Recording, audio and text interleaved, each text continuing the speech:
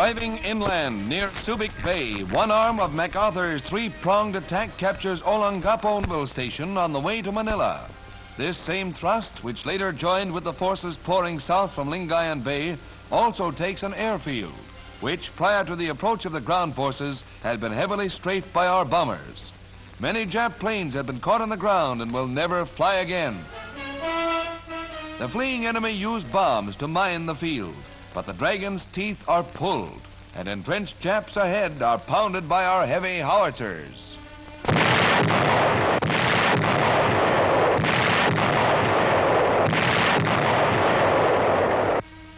The enemy puts up little resistance until our troops reach the outskirts of the capital, where their rear guard elements put up a strong delaying action.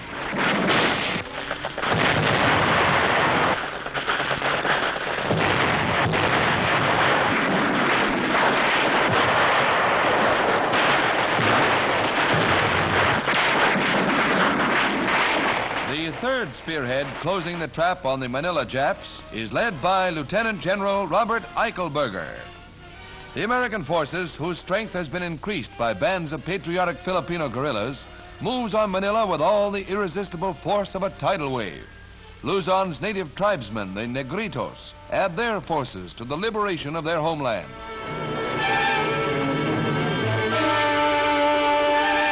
The main attack rolls down from the north, and as our victorious forces reach the suburbs of Manila, the net closes on Japanese collaborators.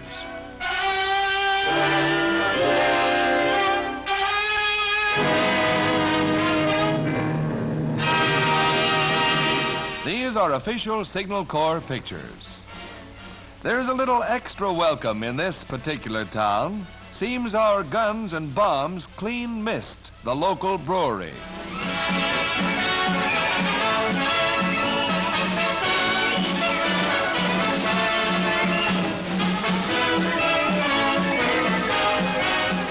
Nearing the city, swollen to 1 million wartime population, stark proof of the Jap occupation is encountered.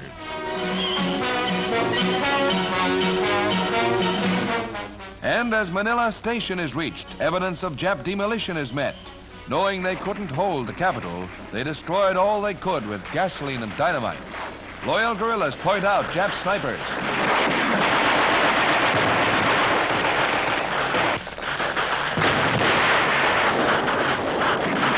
A Yank sharpshooter gives them a dose of their own medicine. 3 years of relentless effort is rewarded.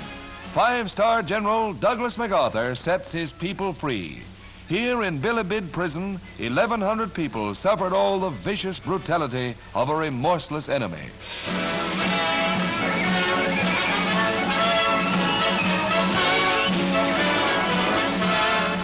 Faced with a diet of potato peelings and the flesh of dogs and cats when they could get it, deliberately starved and ravaged by disease, the released captives find strength and courage to greet their liberator.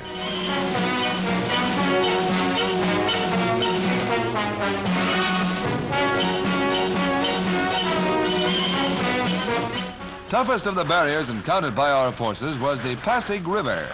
An armored Jap boat is sunk. Our troops cross to the south bank, under fire.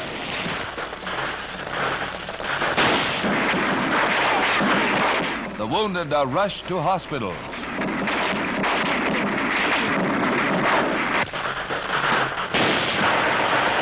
The Japs, entrenched in Southside Manila, fought stubbornly for many days, using every trick they knew, burning and wrecking as they withdrew, and sheltering behind the civilian population. They staved off defeat as long as possible.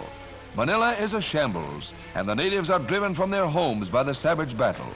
For years they had to bow to their hated invaders, salute them, obey their curfew, and display their flag. But now, with a little more effort, they will be free of the yoke.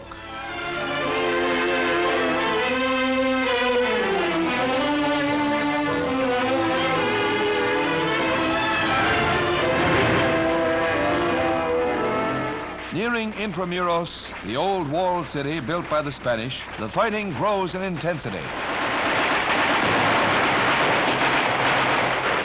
Some of the natives are caught in the murderous crossfire.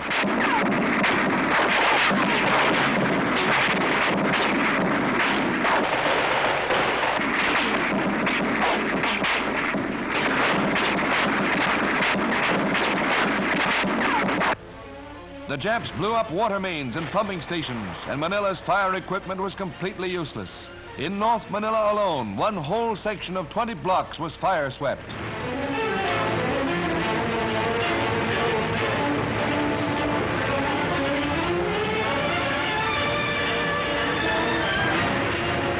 Our forces fought fire with dynamite, blasting fire breaks to halt consuming flames.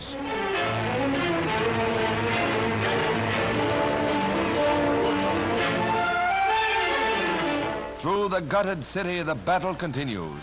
There's only one way to stop the destruction: drive the Jap out completely.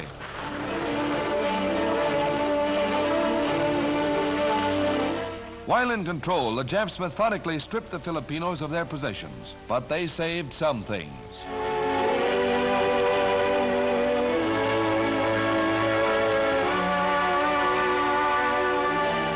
As the Yanks advanced, the citizens returned to their former neighborhoods.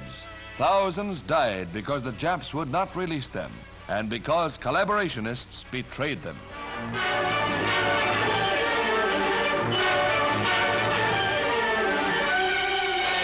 Agents of the enemy who helped open the doors to the Jap invaders. Many Filipinos gave their lives as part of the price of victory.